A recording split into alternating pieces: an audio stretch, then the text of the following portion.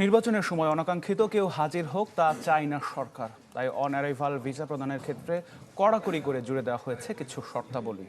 তবে যে কেউ আগে থেকে ভিসা নিয়ে বাংলাদেশে প্রবেশ করতে পারবেন বলে জানিয়েছেন পররাষ্ট্র উপদেষ্টা মোহাম্মদ তৌহিদ হোসেন।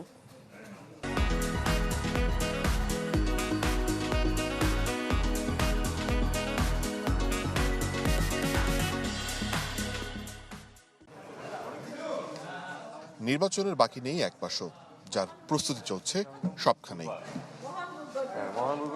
এমন অবস্থায় বাংলাদেশে প্রবেশে অনারেবল ভিসা প্রদানের ক্ষেত্রে কিছু শর্ত জুড়ে দিয়েছে অন্তর্বর্তী সরকার।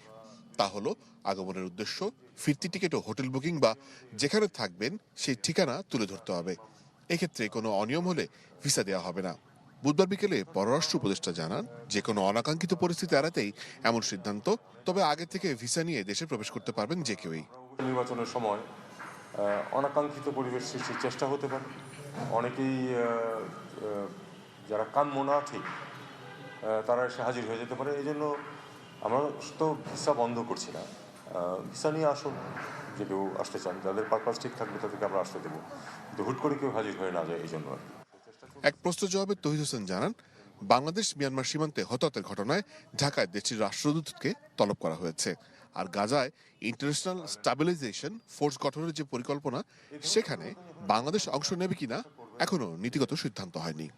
এটা হচ্ছে এরকম যে আমরা তো অফিসিয়ালি তাদের সাথে কমিউনিকেট অবশ্যই করি না, করতে পারিও না, কারণ নন স্টেট অ্যাক্টরের সাথে তো আমরা একটা স্টেট হিসাবে এটা আমরা করবো না। বিশেষ করে যেখানে মিয়ানমারের সাথে তো আমরা তো সম্পর্ক ত্যাগ করিনি। এমন যদি হতো যে মিয়ানমারের সাথে আমরা সম্পর্ক ত্যাগ করেছি, অন্য একটা এন্টিটিকে নিতে যাচ্ছে, সেটা না। কাজে আমাদেরকে এটা এই পয়েন্ট অফ ভিউ থেকে দেখতে হবে। সেটাই হয়তো হোম অ্যাডভাইজার বলেছেন, তার বাহিনী তো তাদের সাথে। চীনের সাথে ড্রোন কারখানা নির্মাণ ইস্যুতে উপদেষ্টা বলেন, কোনো এক পক্ষের সাথে সম্পর্ক নষ্ট হবে এমন কিছু করবে না বাংলাদেশ। কোনো একটি পক্ষের সাথে আমাদের সম্পর্কে। মোর্শেদ হাসিব, চ্যানেল 24, ঢাকা।